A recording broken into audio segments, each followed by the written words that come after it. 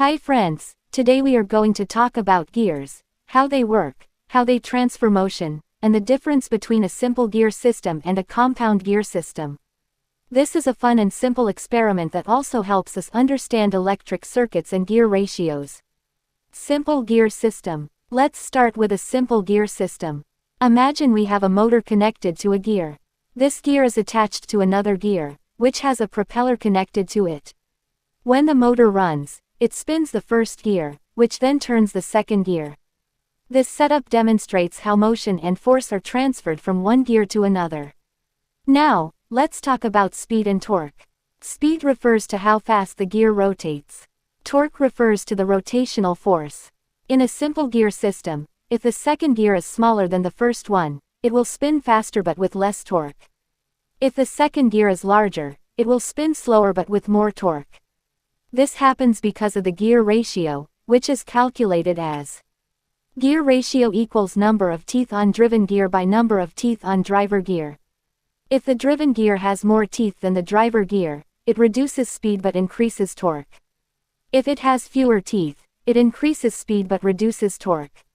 Compound gear system. Now, let's look at a compound gear system, which is a little more complex. In this system, we have a motor connected to a central gear.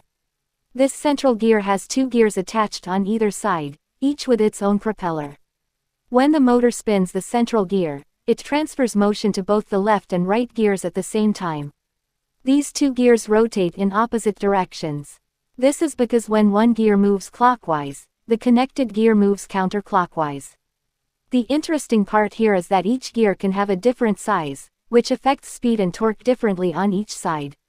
If one propeller gear is larger than the other, it will move slower but with more force, while the smaller one will spin faster but with less force. Learning from the experiment. This simple experiment helps us understand how gears transfer motion. A motor can drive multiple gears to move different parts. Gear ratio affects speed and torque.